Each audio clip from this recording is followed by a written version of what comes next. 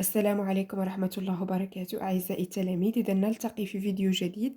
إذا هذا الفيديو غيكون تتمة لتصحيح هذا التمرين الأول اللي كان مقترح في الفرض الأول.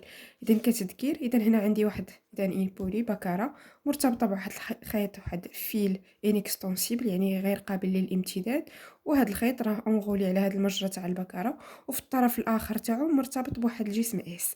هذا الجسم كيقدر يبو سيغليسي سون فروتمون سور هذا البلان ا بي، اذا غيتحرك على هذا البلان ا بي بدون احتكاك. عندي هنا إذا نجاوبنا على الأسئلة هادو حتى السؤال الرابعة. إذا lorsque le corps S arrive au point I, le fil se coupe et le corps S se détache de la poulie qui effectue 3 tours avant de s'arrêter. إذا هنا هاد الجسم اللي غيوصل لهاد البوان إي غادي الخيط يتقطع، ولو كور إذا غادي يتفرق على غادي ميبقاش مرتبط بهذيك البكرة، وفي هذيك اللحظة ملي غادي يتقطع الخيط هذيك البكرة غدير 3 دورات effectue 3 tours avant de s'arrêter. إذا غدير 3 دورات ومن بعد غادي توقف. كان question 4.1 d'en déterminer le moment MC du couple de frottement appliqué par l'axe de rotation delta sur la poulie. إذا هنا طلب مني أنني نحدد العزم تاع المزدوجة ديال الاحتكاك المطبقة من طرف هاد المحور تاع الدوران على البكرة. هنا هاد السؤال هو كان آخر شيء في الفيديو السابق، إذا بإمكانكم ترجعوا أولا تشوفوا الفيديو السابق حتى للسؤال 4.1 وغنكملوا في هذا الفيديو.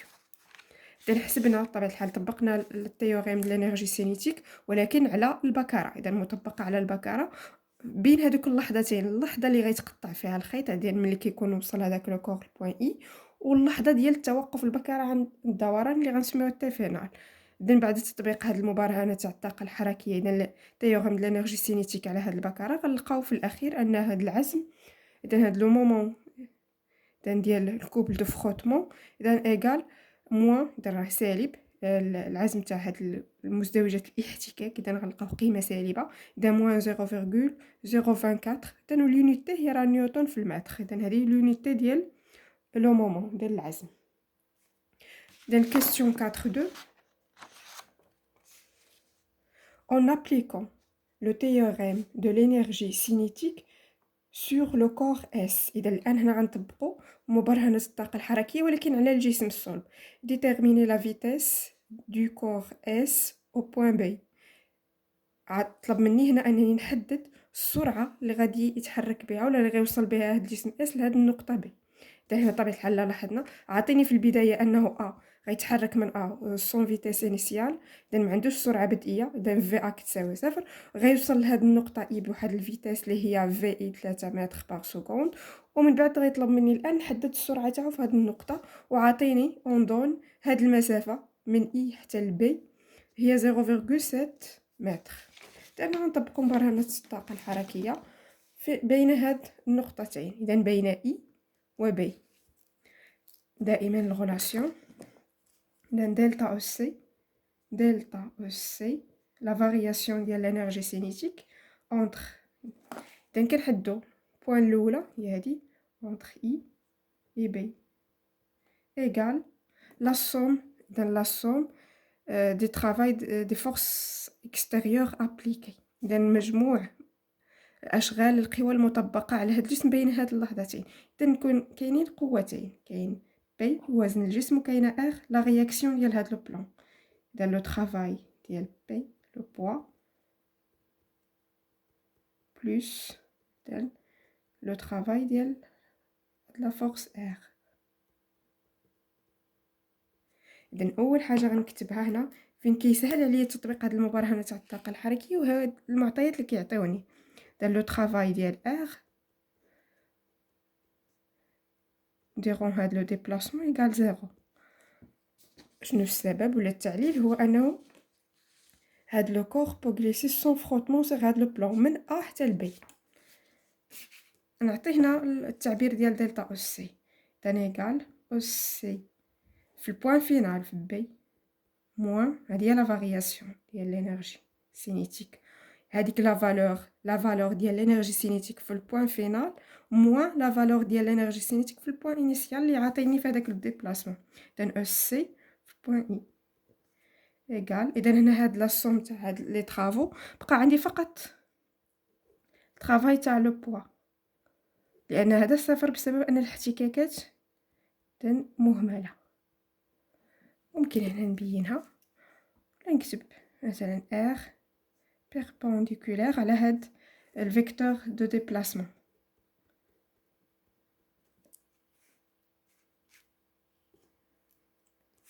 هذا التعبير ديال هاد الطاقة الحركية، إذا 1 sur 2 m v b au carré moins 1 sur 2 m vi au carré égal الترافاي تاع لو بوا، إذا m g z i moins z b.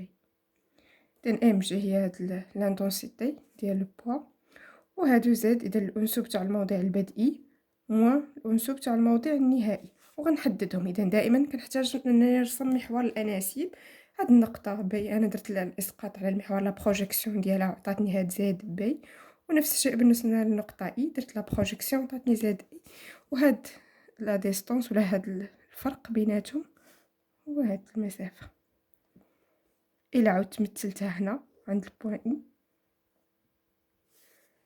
فغنلقى إذا غتكون عندي هنا مثلث قائم الزاوية. دائما إذا هاد السطح المائل يعني التعود على الخدمة تاعو يجي ساهل. دائما هنا عندي مثلث قائم الزاوية، عندي هاد المسافة راها مقابلة لهاد الزاوية ألفا، يعني غنخدم سينيس ألفا. هنا نكتبها سينيس ألفا إيغال هاد نسميها مثلا دي دي سور ديال الوتر اللي هو هاد المسافة اي بي. سينوس هادي دي كتساوي سينوس الفا في فوا اي بي، ونعوضها هنا في التعبير. كذلك هنا بامكاني ندير واحد التعميل فقط كنسهل الحساب، ولا بامكاني نحسب بطريقه اخرى. 1 sur 2 m فاكتور ديال في بي au carré moins في i au carré égal m g sinus alpha fois la distance AB. هنا غنحول هادو 1/2 و m غنحولهم للطرف الاخر تاع المعادله، غيبقى عندي هنا فقط في بي أس 2 موان في اي au carré égal. إذا هنا الكتله مع m مع m إذا غنختزل بها، وهاد 2 غادي تصبح كانت هنا قسمه تصبح ضرب. إذا 2 جي اي بي سينيس ألفا. نفس الشيء هنا غادي نحول هاد في اي للطرف الآخر تاع المعادلة. إذا غتبقى عندي في بي أو كاري إيغال 2 جي اي بي سينيس ألفا بلوس في اي أو كاري، وندير هنا الجذر مربع. إذا في بي إيغال راسين كاري اي بي سينيس ألفا بلوس في اي أو كاري. هنا بقى لي فقط لابليكاسيون نيميريك. VB égale 2 fois 10 fois هاد لا ديستونس عطيناها ليا 0.7 متر، اذا محتاجاش التحويل فوا سينوس 30 دوغري بلس اذا لا فيتاس حتى هي عطيناها ليا في المعطيات 3 او كاري. هنا الريزولطا فينال غنلقاو 4 متر بار سكوند. هذه هي في بي. Question 4.3. Déterminer la nature du contact sur la partie BC, sachant que le corps S passe par le point C avec une vitesse V, c'est égal 2 mètres par seconde. نطلب مني هنا نحدد لا ناتور، يعني طبيعة التماس كونتاكت. إذا طبيعة التماس بين هذاك الجسم وهذا الجزء من المسار ولا جزء من هذا السكه اللي هو بي سي، لانه عطاني من ا لبي، عطاني سون فروتمون، يعني ما كاينش الاحتكاك، ولكن هنا خصني نحاول نبحث عليه. بنفس الطريقه غادي نعاود نطبق مبرهنات الطاقه الحركيه. اذا في هذا التمرين كيبان الفائده تاع هاد لا تيوريم ديال الانرجي سينيتيك، انها تقدر نحسبوا بها بزاف. نقدر نحسب بها شغل القوه، نقدر نحسب بها لانتونسيتي، نقدر نحسب بها نبين بها انه كاين الاحتكاكات، نقدر نحسب بها السرعه. اذا هنا في الفائده ديال هاد لا تيوريم والامبورطونس ديالها. نفس الشيء غادي نخدم على هاد الجزء، هاد الانتقال من بي لسي. d'après la théorème de l'énergie cinétique المطبقة على هاد الاسم entre هاد لي دو بوين دلتا أو سي. اللي خدم هاد التمرين وعاود خدمو مرة أخرى راه يصبح محترف في تطبيق مبرهن الطاقة الحركية. دائما هذا هو الموضع البدئي، هذا هو الموضع النهائي. إيكال لي فورس هما اللي جردناهم سابقا. كاين الوزن بي و ار، حنا باقي ما نقدرش نمثلها الآن لأن باقي ما عرفتش طبيعة الاحتكاك، طبيعة التماس. travail ديال بي entre B et C plus le travail ديال R. انا الهدف تاعي هو نحسب هاد لو طرافاي ديال R باش نبين واش كاين، واش هاد لو كونتاكت كاين بالفروتمون او سون فروتمون. هاد الفارياسيون ديال الانرجي سينيتيك ايغال او سي سي موان او سي بي. دائما الطاقة الحركية في الموضع النهائي، هذا اللي كاتبينه هنا، ناقص الطاقة الحركية في الموضع البدئي ايغال.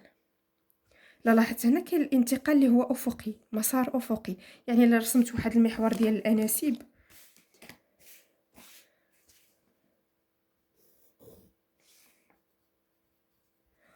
ودرنا لا بروجيكسيون ديال هاد لي دو بوين غيكون عندهم نفس المسقط. زد بي ايغال زد سي، وغيعطيني ان الطرافاي ديال لو بوين في هاد الحاله غيكون ايغال زيرو. ولا من راها باينه الا خديت الفيكتور ديال لو ديبلاسمون اللي هي بي سي راه غتكون متعامده مع هاد الفيكتور فورس. عندي هنا نكتبها كتعليل le travail ديال poids égale à 0. Pourquoi? Parce que P perpendiculaire sur BC. هنا بقى عندي في هاد الطرف تاع المعادله بقى عندي فقط لو طرافاي ديال R. وحسب المعطيات فانا عندي في سي، وبالسؤال السابق راه حسبت في بي. هنا هذه ايغال 1 sur 2 m v c au carré moins 1 sur 2 m vb au carré égal le travail ديال هاد لا فورس R. بغيت نخلي بهذا الشكل بهذا التعبير وندير التطبيق العددي، بغيت نقدمها بطريقه افضل. يعني نقدر غنغير الترتيب، يعني هنا غنعاود نكتب هاد دبل في ار في هذا الطرف ايغال. هنا غندير التعميل 1 sur 2 m في سي او كاري، فقط باش ما نعاودش نحسب جوج مرات في بي او كاري. غنبقى ليا فقط التطبيق العددي. غنحسب 1 sur 2 فوا لا ماس ديال هاد لو كور هي 1,25 كيلوغرام. 1,25 كيلوغرام فوا la vitesse d'un V C2 2 mètres 2 au carré moins 4 au carré. باينه هنا راه 2 أس 2 ناقص 4 أس 2 راه باينه غتكون قيمه سالبه. القيمه اللي غنحصل عليها هي moins 7,5 جول. وهنا الجواب. اذا التماس غيتم باحتكاك. دابخي لا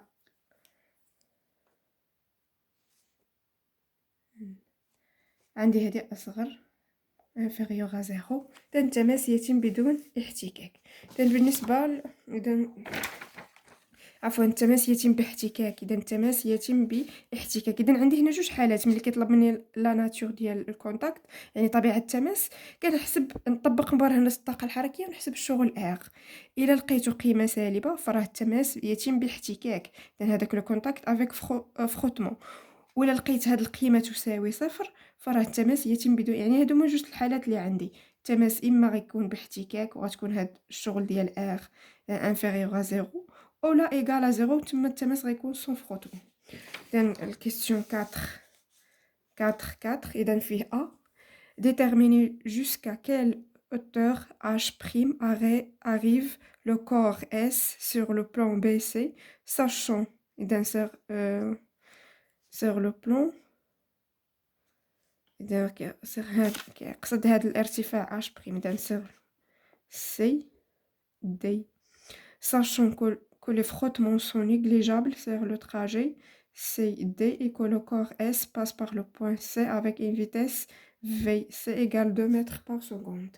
إذا هنا طلب مني إلى أي ارتفاع، إذا هاد H بريم، إلى أي ارتفاع H بريم ممكن يوصل هاد الجسم، علما أن الاحتكاكات علما أن هاد التماس ديال الجسم مع هاد لو بلون، مع هاد السطح يتم بدون احتكاك، يعني كنعتبرهم مهملة هاد الاحتكاكات. وعطيني السرعة في السي، إذن هي في سي إيكال 2 متر. شنو معنى هذا؟ ملي غيوصل هنا شنو غيجرى ليه؟ فغادي يتوقف هذا الجسم اللي غادي يوصل لهاد النقطة دي، يعني غيوصل لهاد أقصى ارتفاع ممكن له. إذن عند النقطة دي الجسم غادي يوقف عن حركة، بمعنى أن في السرعة تاعو لا فيتاس في هاد البوان دي غادي إيكالا زيرو. نفس الشيء غادي نطبقو مبرهنة الطاقة الحركية.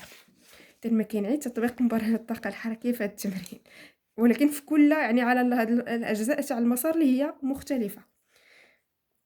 إذن دلتا أو سي دو سي فيغ دي إيكال دائما لي فورس اللي عندنا، إذن البوا بلوس لا رياكسيون ديال لو بلان.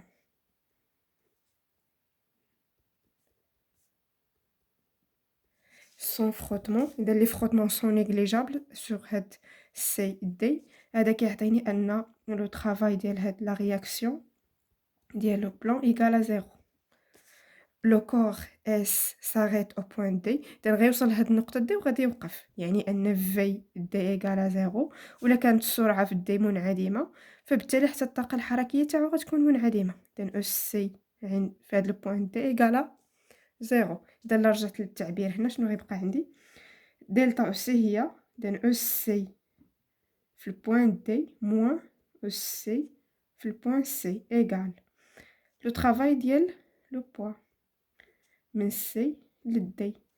إذا هذه إيكالا زيرو، إذا غتبقى عندي موان وهاد لو طرافاي هذا إيكالا ام جي، الأنسوب تاع هاد زد سي موان زد دي. لا لاحظت هنا في الشكل ملي كندير الإسقاط تاع هاد لو بوين دي على المحور تاع الأناسيب غتعطيني زد دي موان زد سي. إذا هاد المسافة كنلاحظ أن الأنسوب تاع النقطة دي راه كبر من الأنسوب تاع النقطة سي. إذا هاد اش بريم فهي إيكال، إذن اش بريم إيكال زد دي موان زد سي. إذا إلا قلبتهم في الترتيب فأنا غنضيف واحد هاد الإشارة ناقص هنا. إذا ناقص اش بريم إيكال، إلا دخلتها هنا غتولي ناقص زد دي بلوس زد سي، ونقلبهم في الترتيب. ناقص اش بريم إيكال زد، غادي نجيب هذه هي الأولى وهذه من بعدها زد سي موان زد دي، بمعنى هنا غتولي عندي ناقص ام جي اش بريم. إذا قلنا هذه صفر لأن الجسم غادي يتوقف في هذا البوان دي، غيوصل على ارتفاع ممكن له وغادي يوقف. هنا غتبقى عندي موان او سي سي إيكال موان ام جي اش بريم.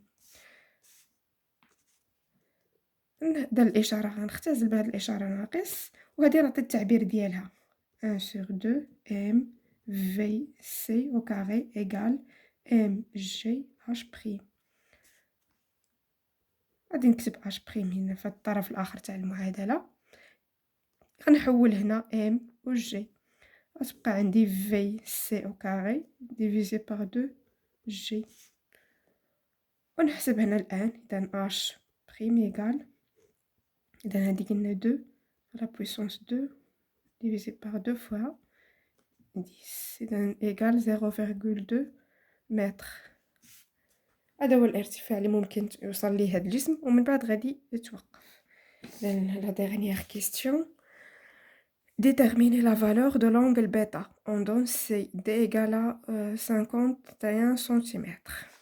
إذا بغينا نحدو هاد لونغل بيتا، لا لاحظت هنا هي المقابل، إذا اش بريم هو المقابل هاد الزاوية، وعندي هنا مثلث قائم الزاوية، غادي نخدم بالسينيس. إذا سينوس بيتا إيكال، إلا رجعت لهنا إذا هادي هي الزاوية سينوس بيتا إيكال اش بريم على هاد المسافة سي دي. بإمكاني نحسبها، غادي نحسب القيمة. إذا 0,2 divisé par 51، إذا سنتيمتر غادي نحولوها للمتر. إذا هاد القيمة غنحولها لمتر فوا 10 على بويسونس موان 2 وغادي نحسب هاد لا فالور 0,2 divisé par 51 fois 10 à la puissance moins 2.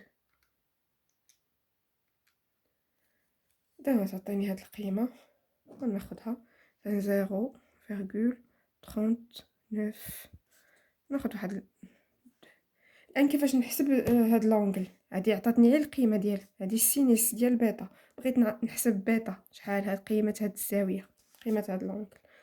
دابا غنستعمل الآلة الحاسبة. إذا شيفت نضغط على هاد الزر شيفت ومن بعد نضغط على السينيس، غتكتب سينيس موان زان وندخل هاد لا فالور هاد القيمة دان 0,392 إيكال.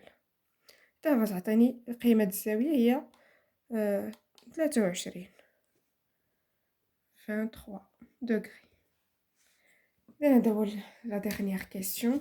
إذا بالنسبة لكم إذا بإمكانكم ترجعوا تشوفوا التمرين من الأول، تعاودوا تخدموه. إذا لاحظتوا راه طبقنا فيه مبرهنات الطاقة الحركية تيوريم د لانرجي سينيتيك. إذا هذا كتمرين راه مفيد، طبقناه في الحالة تاع الجسم اللي هو في إزاحة، وكذلك بالنسبة للبكرة اللي هي في حالة دوران. إذا نلتقي إن شاء الله في التصحيح إذا التمرين الثاني، ونتمنى هذه كأول تجربة إذا مع نخدم مع البيوف. نتمنى أنها تكون مفيدة لكم، وإن شاء الله إذا نستمر في تقديم الفيديوهات بهذا الشكل.